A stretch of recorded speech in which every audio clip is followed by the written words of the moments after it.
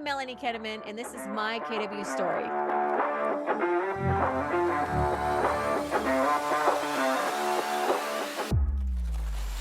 All right. Thank you all for being here with us today. We are here for another My KW story, and we have the one, the only Melanie Kennemann out of Austin, Texas, joining us today. So, Melanie, thank you so much for dedicating your time for this interview. We really appreciate it.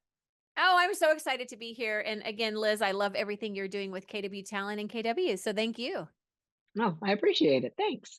So, what we do in these, we go through and we talk about your journey in the color ecosystem and the big opportunities and learning lessons and all the things that got you to where you are today. So, let's start off with what did Melanie do prior to getting into real estate and what brought you into this wonderful world of real estate and when was that?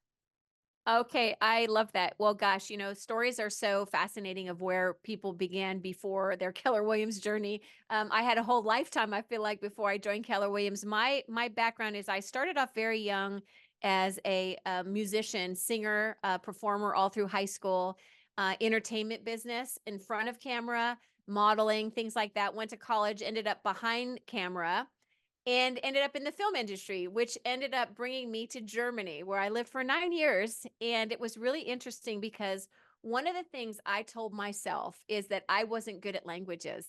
And, my older sister spoke like three languages, but I could perform, I could speak to a crowd of 10,000 or sing or whatever, no big deal. But languages, that was my struggle. So it's funny how life shows you exactly what you need to be taught, right? So I moved to Germany at 26 and I meet the father of my children and end up moving over there and learning the language. And within a year, I was running film sets in the German language, in a language I didn't speak the year before. And it was a real Wow. pivotal moment for me because I realized, wow, Melanie, never put a limiting belief on yourself because life will throw you that challenge. So when the kids were little, I was homesick. I wanted to be around my family. I loved living in Europe, but I wanted to come back. And we moved back to the Reno, Nevada area. My mom was there as a retired principal. My little sister was starting a family. And I said, you know what? What is something that I could do? Because I didn't want to do 20-hour days any day, anymore on film sets. I had two little boys. I wanted to be part of their life. And their dad was gone a lot, 3, 4 months at a time on movies. I said, what about real estate? Real estate is something where you really have an impact. Like I'm a bet on myself kind of person.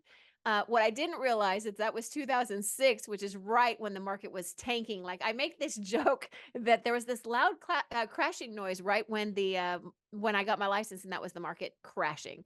Literally, 65% of my market were short sales foreclosures. That's what I learned, and I joined Keller Williams as a brand new agent. I was very much Keller who. But I joined because two people I really respected said, you need to check out this up and coming company from Austin, Texas called Keller Williams, and I did, and we were very new to the market. We were number 4 locally at the time, and at the time, Keller Williams was ranked number 7 in the country. Now we're number 1 in the world. Joined Keller Williams, got into action, didn't know any better, rolled up my sleeve and said, "This is what we do. We sell real estate. We sell short sales. We sell foreclosures. We do whatever we need to do to help our clients."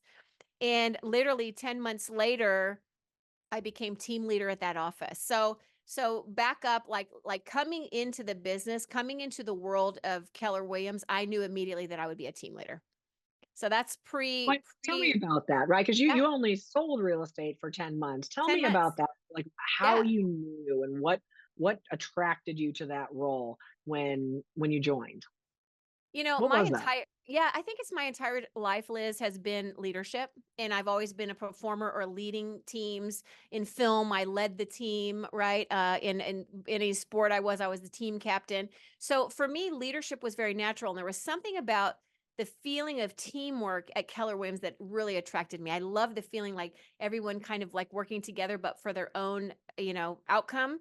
But the team leader, I saw right away the team leader is the game changer for that office.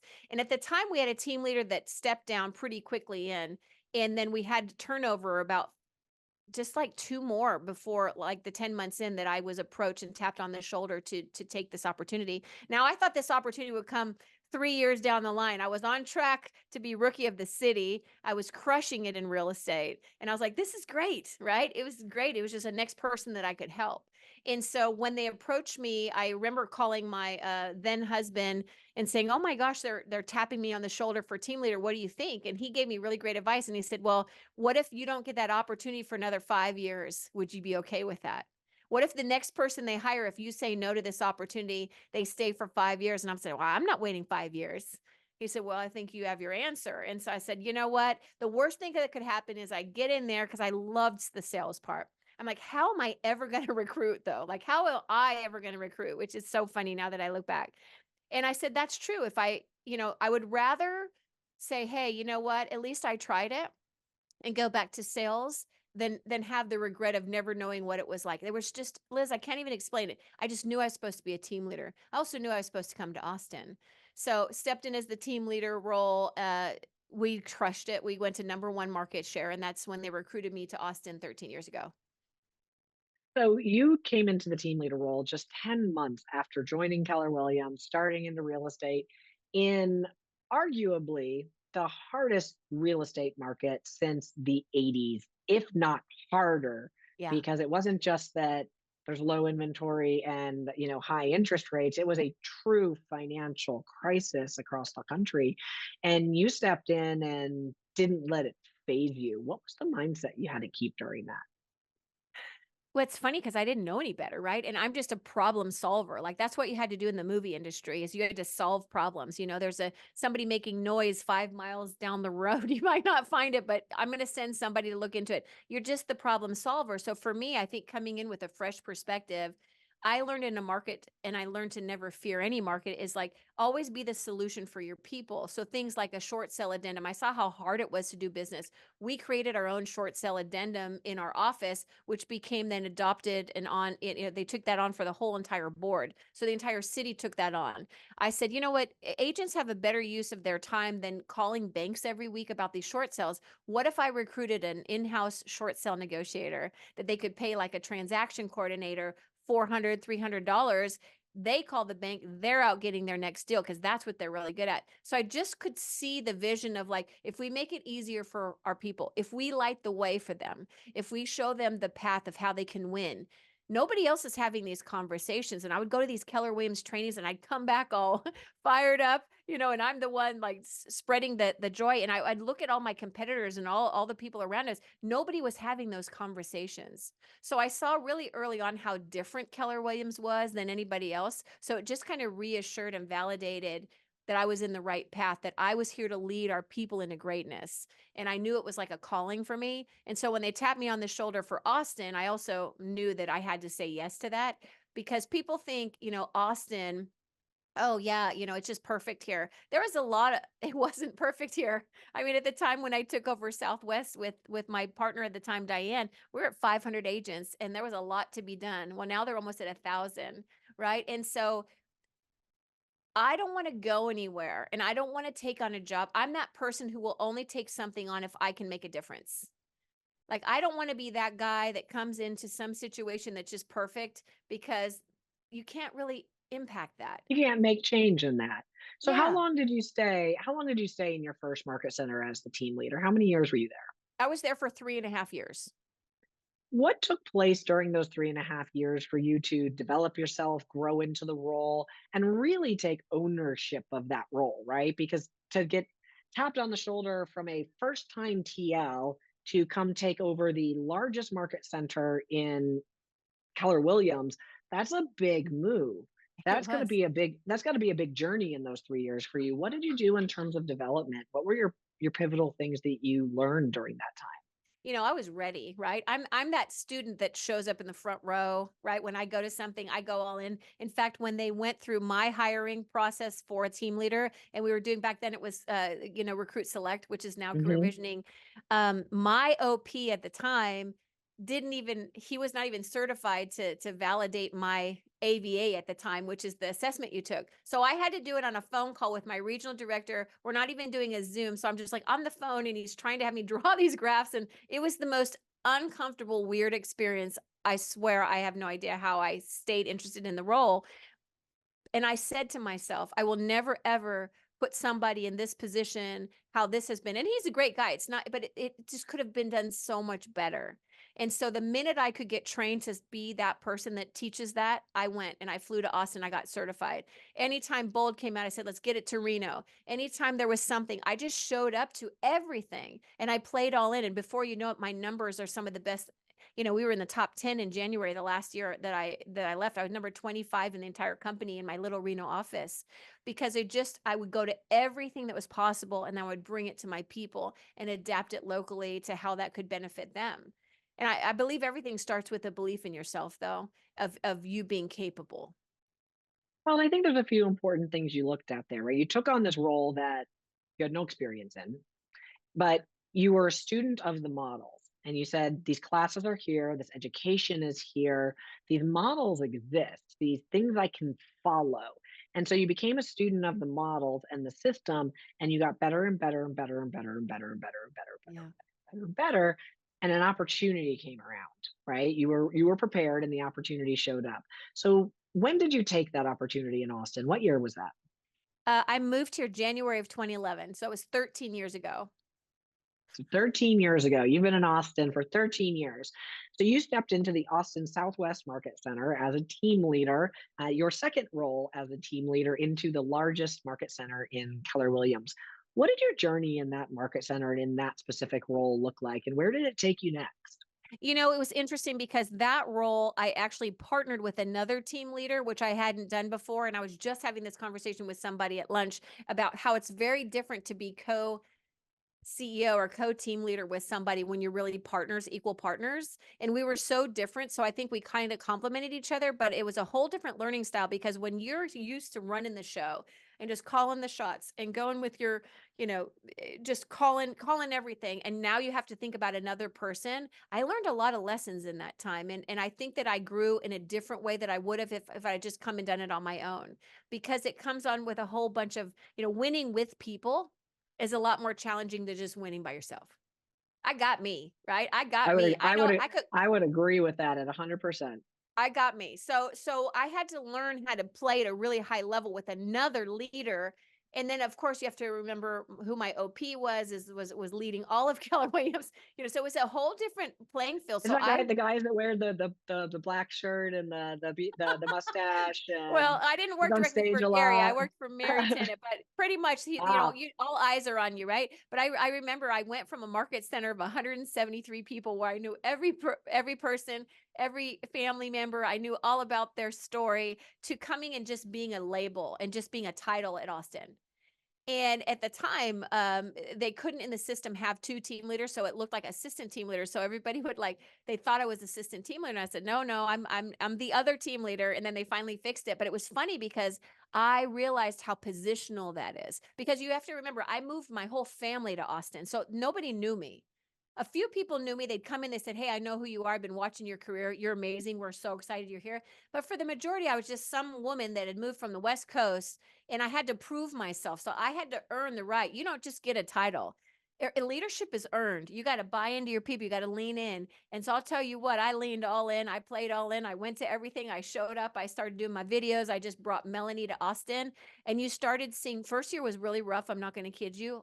I had a lot of doubts. I think I thought I made the wrong move because it was very hard personally on my family. My kids suffered a lot that first year, not having family. I didn't think of that part, right? And we got through it. We got through it. But then a few more years into that, we started breaking all the records in the company for production, and then the momentum kicked in. And that's when they actually gave me ownership again, tapped me on the shoulder and said, hey, we really want to stay in business with you. We're going to make you OP at the Northwest. And it was an earn, and I didn't even, I earned that. And so that was a whole nother leadership lesson. So I did 9.5 years what year there. was that? What's that? What year was that to I take think that was over as 20, OP in Northwest? I think it was 2016, Okay, so somewhere around there. 2016. So you were in that market center. You proved yourself over 5 years before the next opportunity presented itself. 5 years is not a short period of time, right? But you had poured into yourself. You proved the ability to do it. You prepared yourself for the next opportunity, Yeah. and then it presented itself. What's your favorite thing about being a team leader? What is it that you love about that role?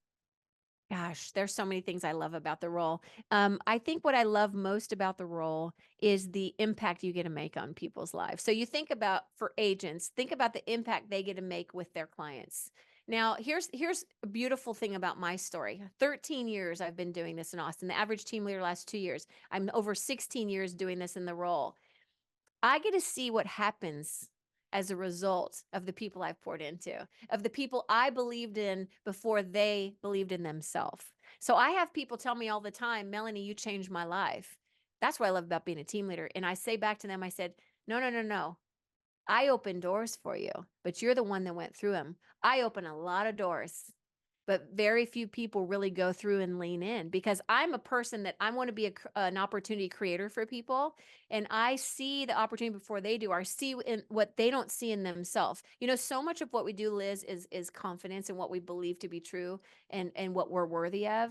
And when I can help people really see their own greatness, it's amazing what they can achieve. So my favorite thing about being a team leader is seeing the impact the work does on people's lives. That's a big takeaway, and it clearly fulfills you, right? It's not just Totally. your favorite thing, it clearly fills your bucket as well. Big So time. you mentioned earlier about the recruit select process and the AVA, right? That's what we used to have. And in 2015, we introduced our new personality assessment and the better personality assessment and behavioral profiles and class and everything that we work off of now, which is career visioning and the Yeah. leverage series as well. When did you go in to become a career visioning instructor?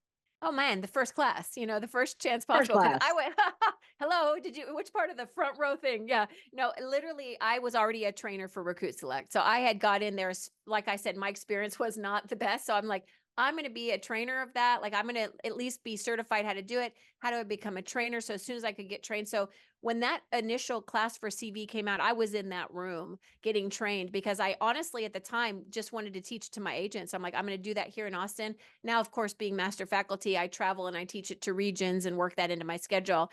But I was, when I sat in that class, Liz, I was so grateful for this material because I feel like the way the KPA was written, it just simplified the whole process for our agents. And I was like, I cannot wait to get this in everybody's hands. It's a beautiful thing.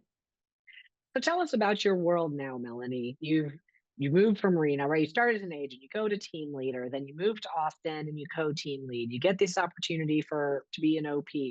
What does the world of Melanie Kennemann look like today in 2024? Oh gosh, what does the world look like? I've been in reinvention mode actually. So a lot of reinvention of who am I today is a lot of who was I before is come back into my life. So a lot of I'm still a team leader. I love the recruiting. I love doing the work with our people. But honestly, I've opened up myself for more saying yes to other things. I say yes to things I wasn't saying yes to before. Now, I have new partners in Austin, so that allows me to do that because I'm no longer the OP, I'm team leader. So that opens up my door why I can go speak and train around the country and be team leader. And I have a podcast that I love called The Second Half with Melanie Kennemann, where I actually do kind of like a life story with each guest and share their beautiful journey because I believe that there's so much good in the world. And in 2020, there was a lot of playing not to lose, and there was a lot of scarcity, and we Hmm. were afraid. I mean, are you even going to wake up alive tomorrow? I mean, it was such a weird time in our life, and it really impacted us all as people and human beings. And so in January of 2021, I started my show called Playing to Win, which is right behind me there. And I did it because I said, we need to play to win. We need to remind people that the only way we win in life is when we play to win because in a game you can't win just having amazing defense, and that's playing not to lose. You got to have defense, but you got to play to win, and you got to get points on the board to actually score and win in life. And that means doing new things, growing. And I feel like if I don't share my story with my agents about how I'm learning, how I'm growing, how I'm failing, my wins, celebrating them as well as theirs, like I'm showing them every day what it looks like to show up and play all in and play to win. And I think the agents can feel that. And I think there's a really synergistic relationship between how I show up every day as a leader and how they show up. And I love that I get to see that around me, how the whole energy can transform when you show up like that for your people. So today I'm yeah, more creative side. And then like some of my hobbies, like I was a singer. I said way back in the day. So doing things like that. And I have a book in me, all the things. So allowing that creative, whatever I'm doing though, I know my mission is truly people. Like I love people. And I feel like I got my MBA in people skills here at Keller Williams. because um, it all starts here. It's your head and your heart.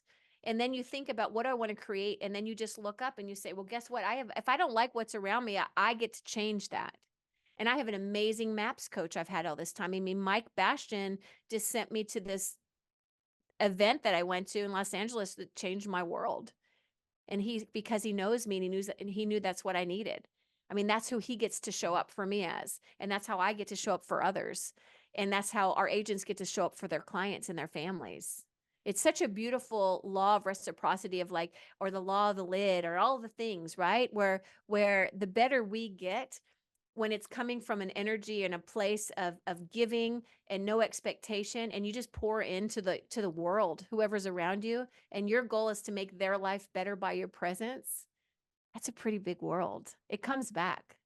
It's a beautiful Well, thing. and I think it's great that you've gone to the level, right, where so it's you're in the team leader role, which you love. It's a huge impact for you, but you take the time and you put in the effort to get on airplanes, stay in hotels, travel to impact people's lives so that they can understand the career visioning process and leverage process so that they can change their lives and other people's lives, because that Yeah. makes a huge, Huge. huge, huge difference Huge in the difference. relationships we have with those in our world. You know what's funny, Liz, is like I said, when I got certified to teach career visioning, I did it purely to do leverage series for Austin. And I've done that since they launched. And I've had Tim Heil do it with me, Wendy Papasan. I always bring somebody with me. But what's funny is when I said yes to the Northwest region and I taught in Seattle for their entire region, I was like, well, how's my impact going to be there though? Because I don't know those people. And here I know their story, I know everything. I'll tell you what, it was more impactful to go in an area where I didn't know anybody. Hmm. I couldn't believe the impact that it made in that room with those people. And so I'm like, okay, so I'm me holding myself back and not going out into the world is kind of doing a disservice of the gifts and the knowledge that I can share with others, right? And so that's really changed my mindset. And it's like that getting bigger and bigger and bigger. How many people can you impact? It's really a cool thing. That's a very cool aha. I like it. So, Melanie, if there was the words of wisdom or the one point or aha or moral of the story, let's say, that you want people to see from your journey inside of Keller Williams and everything that you've done and become inside of this company, what would that be? I think it's just believe in yourself.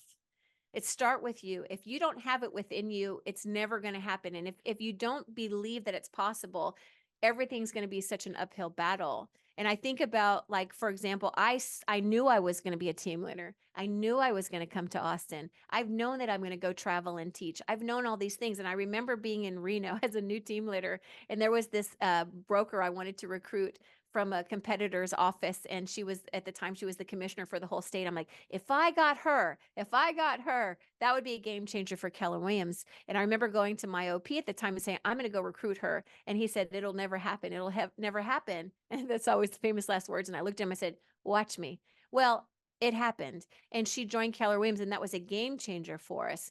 And I knew that I was thinking bigger than the people around me, but believing in yourself. You believe in yourself because no one's going to cheer for you, believe in you, encourage you, keep you on track and keep you humble more than yourself. So believing in yourself though, if you don't have the life that you want, start internal. Because like Gary Keller said, life is an inside out job. And so believing in yourself will get you so far, even when there's so many people against you and so many hurdles and so many obstacles that life will show you. When you believe it, it's just a matter of when, not how, not who. It'll be there, it'll be coming. So just believe in yourself. I was speaking to somebody earlier and they said, I joined Keller Williams because I thought the profit share was going to be amazing. And that's what I was like, oh, yeah, this is going to be amazing. This is why I'm joining. And he said he quickly realized that that might have been the idea of what he thought he was going to get out of it. Like that was the big thing. He was like, yes, this is going to be my big end game goal of what's the most impactful thing I got out of this. He said, and the reality is what the most impactful thing he got out of it was not what he got from it, but from who he became because of it. And that's what made the biggest difference to him was who he actually became during this process. Yeah. And it sounds very similar to yours, right? Different words, same kind of a concept. I love Yeah. it. Amazing. So I want to thank all of you for joining us today for Melanie's interview. And thank you, Melanie, for your transparency, your energy, and showing us your journey of what it looks like if you are in real estate for 10, months and then decide to be a team leader and what things you can accomplish, right? There is those natural spots for everybody, and Melanie is definitely in her natural element in speaking, teaching, and being a amazing team leader for Keller Williams. So thank you, Melanie, again for your time today. We really appreciate you. Thank you all for watching today, and we look forward to seeing you on our next My KW story. Thank you.